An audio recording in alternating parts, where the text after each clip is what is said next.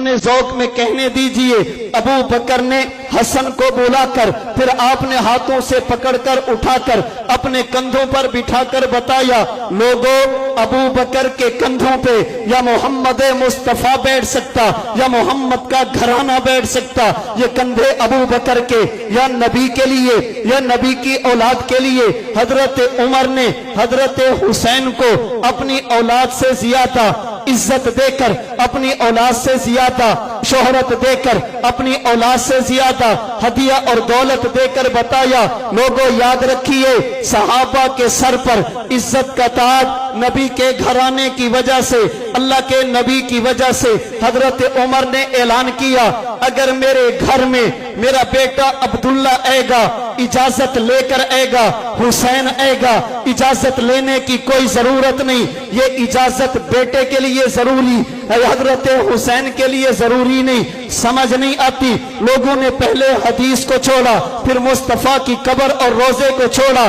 चलते चलते आज नबी के घराने को भी छोड़ने के लिए तैयार हो गए। एक यजीद की वजह से हुसैन के खिलाफ बातें की गई, एक यजीद की वजह से हसन के खिलाफ बातें की गई, एक यजीद को बचाने के लिए अली के खिलाफ बातें की गई। खुशाब के दोस्तों याद रखिए, हम अली को नबी का सहाबी मानते, जन्नती जवान मानते, हसन हुसैन को नबी की आंखों का नूर मानते, जन्नती जवानों का सरदार मानते।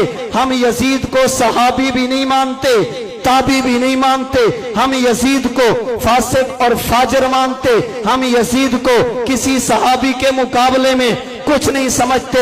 हमारा ईमान ये है, हम हुसैन नहीं, हजरत हुसैन के कदमों में आने वाली खाक को भी हजारों यजीदों से अफजल समझते हैं। हम जिंदा भी हुसैनी बनकर जीना चाहते, हम दुनिया से हुसैनी बनकर जाना चाहते, हम दुनिया से उठना भी पैगंबर की आल में, आल की मोहब्बत में उठना चाहते। हमारा दुनिया में ताल्लुक भी यजीद के साथ नहीं, हुसैन के साथ है। हम क़ियामत के दिन भी हजरत हुसैन के साथ उठना चाहते। मुझे ताज्जुब होता, आज कैसे लोग आ गए जो नबी के घराने को छोड़कर एक यजीद की गोद में जाकर बैठे, उसी के गुण गाने लगे, कभी हजरत अली के खिलाफ, कभी हसन हुसैन के खिलाफ। याद रखिए, हमारा अकीदा, मेरे अकाबरीन ने मुझे अकीदा ये पढ़ाया कि अली के लाल मोहम्मद के चैन जिंदाबाद, अली के लाल मोहम्मद के चैन जिंदाबाद, सलाम तुझ पर